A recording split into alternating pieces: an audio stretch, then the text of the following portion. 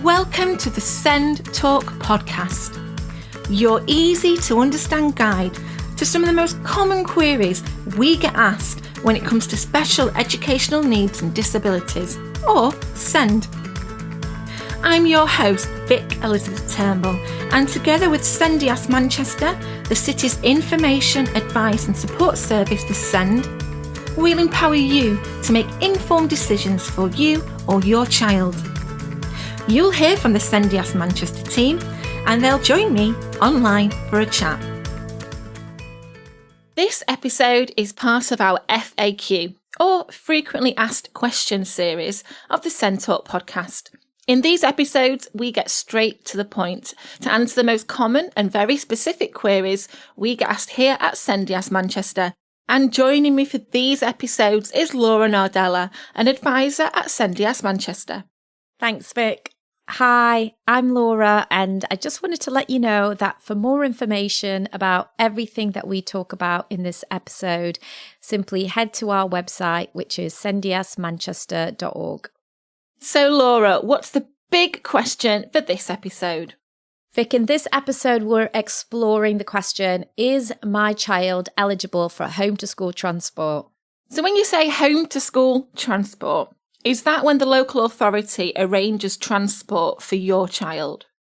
Yes, so there is a home-to-school transport team in Manchester, and depending on the circumstances and eligibility criteria, your child could qualify for support from the local authority in getting to and from school. And if you're listening to this episode and you're not in Manchester, then do look at the provision provided by your local authority.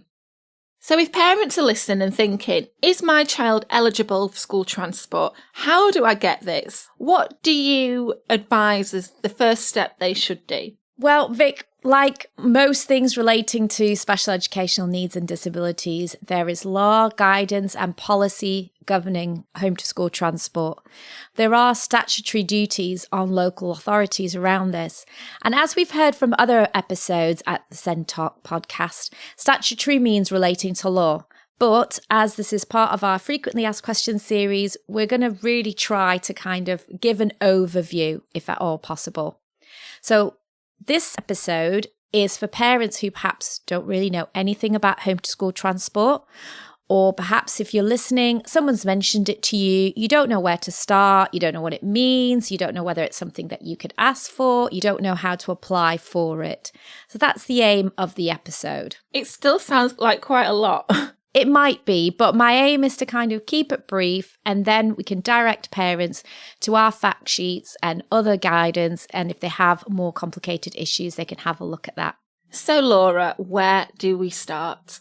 First things first, in the main section of this episode, I'm going to be focusing on children of compulsory school age, because where we're looking about the law and guidance, it is relevant to them, this block of children.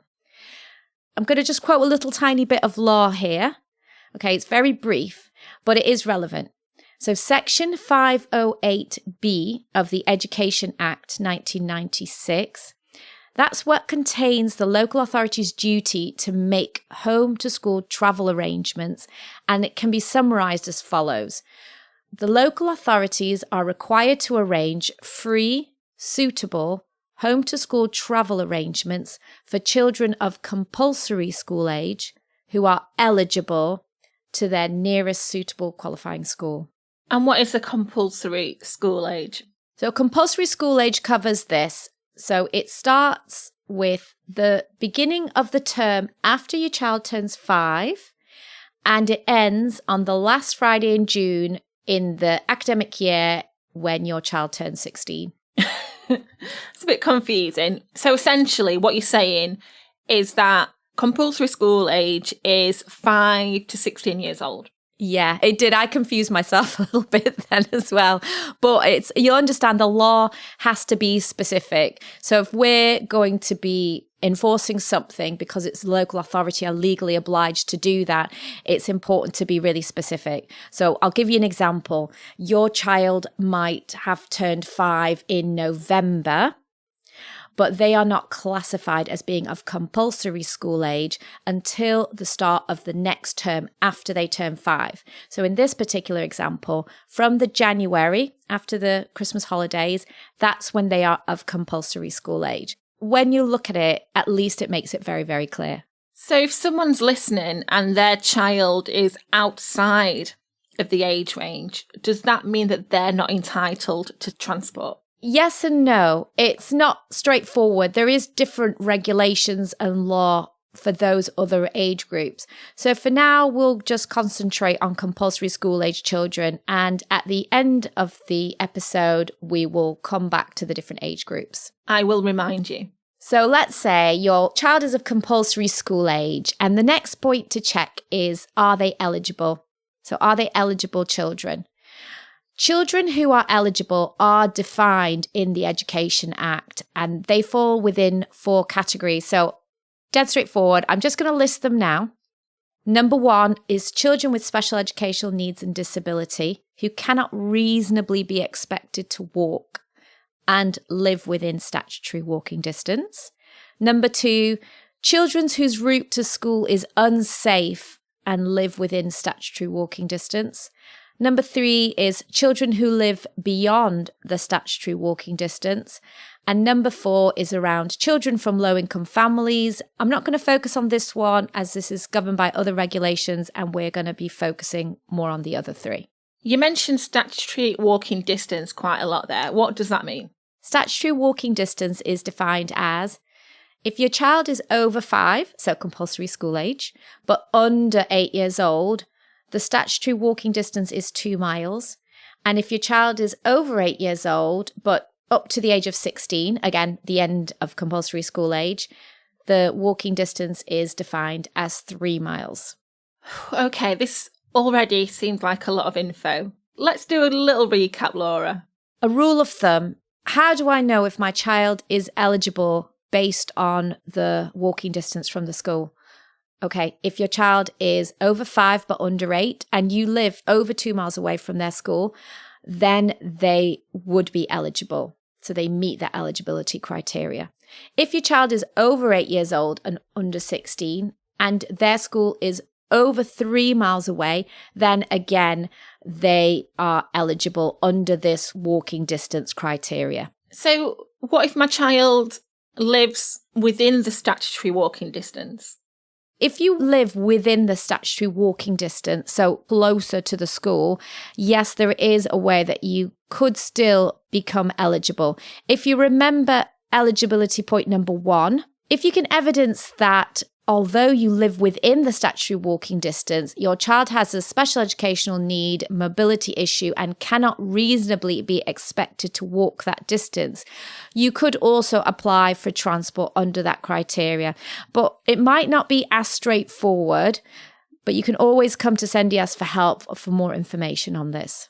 And is this for any school? There is a list of suitable qualifying school types in our transport fact sheet, so have a look at that. However, as a general rule, if your child attends a local authority funded school, college, or through alternative provision where your child is on roll, then it will probably be a qualifying school. For children with education healthcare plans, they might have a school named in the plan that is an independent school. That is not a qualifying school. But for children with education healthcare plans, the local authority has named that school, then it would count as a qualifying school. But otherwise, independents are excluded from that. So the transport policy is for any child, not just those with EHC plans. If you think about it, it's about distance to school. So if you live very far away from the school that your child's been allocated a place at, you could apply for help getting to that school because of the distance. So it doesn't necessarily have to do with SEN. But if you actually think about it, the way the schools are allocated in Manchester, it's a really big city and there's absolutely tons of schools in the city. It's probably really unlikely that your child would be allocated a mainstream primary or even a mainstream secondary school place, which is beyond that statutory walking distance. However, for children with education healthcare plans, then there is more of a chance that your child might be attending a school which is actually quite far away. Because let's say perhaps that's the only suitable school for that child, and it could well be 5 miles away. So whilst it's just about distance, really, because of the logistics of Manchester, it's more than likely mainly to do with children with SEN and with EHC plans. So our parent is listening and they've checked their child's eligibility and they think, right, I'm going to apply for transport. What's the next step? The next step is just to make an application, and this can be done online on the Manchester City Council website. We will put a link to the Home to School Transport page in the show notes. That page contains the link to the online application, and it also has loads of other documents on there, like the guidance, Manchester transport policy, and a bit of an explanation about the service, and also a way to contact the service. And what happens after an application is made? There will be a period of time needed to process your application. So if you're looking to make a new application for your child, try to do it with as much notice as possible. It isn't a quick fix, so you need to take that into account. It's worthwhile making an application for home to school transport as soon as you are aware of the school allocation. So what happens is that the transport application is made. There will be a period of time where the transport team have a look at all their applications, and what happens next is that you will probably receive a call back, and there will be a telephone consultation assessment, and then after that a decision will be made. So let's say that we've been approved for transport. Right, so the assessment has happened. They've had to think about it. They go, yes, yay, yes, we're going to approve transport. You should receive a written notification. Home to school transport in Manchester tend to write letters in the post. So you receive a letter in the post saying transport has been approved, and it will also identify the transport solution that they're offering you. Ooh, what's a transport solution? Let's say you're assessed, or your child is assessed as being eligible for assistance for home to school transport. They will get an offer of a transport solution, and that can be quite a few different options. So it could include the option of a minibus, but it could be a taxi, or it could be mileage payments to refund petrol costs for parents who are taking their children themselves. It could also be a bus pass. So depending on your circumstances, your particular case, you will be given a transport solution offer if you are approved for home to school transport. I would advise that during the process, you try to stay in touch with a home to school transport team to get more information and updates on when this will start. And the email address for the home to school transport team is in the show notes, but it's also on the Manchester City Council page that we will be directing you to. Laura, this all sounds well and good. We get approved, we're offered a transport solution. But I want to know what happens when you are rejected or you don't agree with the outcome of the decision. Well, yeah, that does happen. So there is an appeals process. It's a formal appeals process. So if you don't agree with the transport decision, let's say you're refused transport and you think, no, I don't feel that decision is correct. I've read the SENDIASS fact sheet and I can see that I think I'm eligible. You're saying my child isn't eligible. I don't think it's wrong. You can appeal. Is that a complicated process though? It's not that complicated, but again, there's rules governing that. So one of the main things to know is timing. You should appeal the decision within 20 working days of receiving that decision letter or email from transport. And there are 2 stages of appeal. So the first stage is considered on written evidence. So you would write down the reasons why you disagree with their decision, send it off to them, that gets considered, and then a new decision is made. Let's say they kind of say, no, we still think that your child is not eligible for home to school transport. And you think, right, I still think that's wrong. You do have the chance to take that to a stage 2 appeal. And at stage 2 appeal, you are able to state your case in person. So stage 1 is written. Stage 2 will be a face-to-face meeting situation. Now, if you are looking to appeal a transport decision, I advise that you look at the SENDIASS Home to School Transport fact sheet. It is really comprehensive, and at the end of the fact sheet, it has all the information on how to appeal, the timescales, the deadlines, and it also includes a clear flow chart. So it's a little picture on what to do when. It makes the process a bit easier to understand. And if you are looking to appeal, you can also take advice from the SENDIASS team as well. So if you are a Manchester City Council resident, head to the SENDIASS Manchester website. That address is in the show notes, and along with our number you can find on the website, and give us a call and the SENDIASS team can advise. If you're not in Manchester, you can find a SENDIASS team in your area. Just do a quick Google search with SENDIASS and the name of your local authority. Now, I promised, Laura, that I would remind you about the other age groups. So this is the time. I'd forgotten about them. Okay, right. Let's do a quick overview on the guidance on the different age groups. So for under fives, if your child is not yet of statutory school age, they aren't automatically entitled to home to school transport, but the local authority has what's called a discretionary power to put in transport arrangements, but it's not an absolute duty as it is in other cases. So you're more likely to have transport put in for children with education healthcare plans who are perhaps under 5 and they are educated somewhere that's quite far from the home. Otherwise, it may well be unlikely. But if you do have questions about this and you've got a case that kind of falls in this area, I would just say come to the SENDIASS helpline and we'll be able to provide you advice about your specific case. So that's under 5s. Then you have compulsory school age children, which we've covered. 16 to 19 years old, that's a different block. So here the law is different. So for a young person of sixth form age attending a school or college, there is no entitlement to transport in the same way as other brackets. It's kind of completely on its own. Although there is no entitlement, the local authority again have a discretion to assist with transport arrangements, so they can do so. They are expected to target children in particular circumstances. So, for example, children with special educational needs and disability. But it is unlikely that transport will be free. So what does this mean for you? It might mean that if you are listening and you've got a child who is 16 or going to be turning 16 and going into post-16 provision, it could be that you have been receiving free home-to-school transport for your child at specialist school.